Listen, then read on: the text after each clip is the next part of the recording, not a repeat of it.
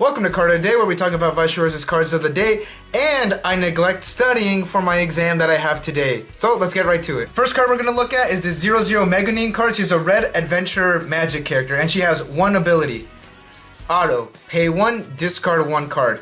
When this is placed on stage from your hand, you may pay the cost. If you do, search your deck for up to 1 adventure or magic character, show it to your opponent, add it to your hand, and shuffle your deck. That's great. That's really good.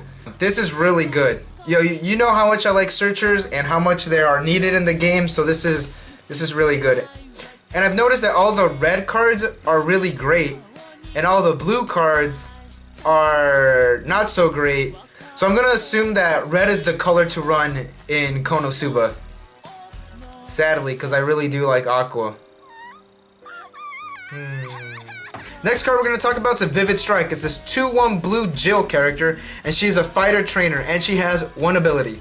Auto. When this attacks this turn, this card gets plus X power, where X equals the number of your other fighter characters times 1000. So she is a 2/1 at a base stat of 7500, and if you have a full field of other fighter characters, which I'm assuming is going to be nearly every single card in the set, this does go to 11,000 because its base stat is 7,500, but it's only if it attacks. It's not if it's being attacked. It's not during your opponent's turn. It's when you attack. So that does bring it back a bit, but this is still a pretty good card.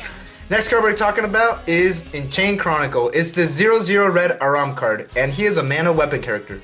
He has one ability, and it is Auto. At the start of your opponent's attack phase, you may move this to an open slot in the front row. So this ability is okay. It's not a suicider, so it does have that against it. It is at 2000, which isn't that big, and it can disrupt some plays just by moving in, being like a barrier, and it's just anywhere on the center stage. So you can move it from like one end to the other end, and it's an okay card. And last set, of course, Sword Art Online. So we get this reprint, this one, and this Climax as well. And the new card that we have is this 10 red Keiko card, and she is just a net character, and she has two abilities. Her first ability is this. Auto, discard 1 Climax. When this is placed on the stage from the hand, you may pay the cost. If you do, choose one avatar or net character in your waiting room and add it to your hand. So this is actually pretty good. It is a salvage, but you do have to discard a Climax, which is a bit costly.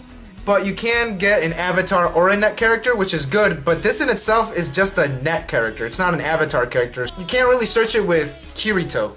And its other ability is level 1 Suicider. So it is a Suicider, so it has that going for it, and I don't know if people will be running this for the salvage because the tossing a Climax is kind of a steep cost to pay, and I'm not too sure about this one. So Sword Art Online Rieta only has 19 brand new cards, and since I started this series, along with this video, I've covered 10 Sword Art Online cards that are brand new.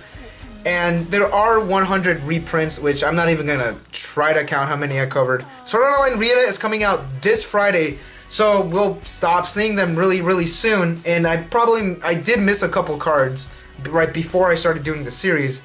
So I'm interested to see what's next. Let's actually see what's next. What if someone else beside you came to you and said, I want to make episode 7? Could you see that happening? No. No, absolutely, positively, you're really closing the door without any wiggle room whatsoever. Right. There is no episode 7. Holy shit. We might start getting Star Wars cards. And those are all the cards that we have today.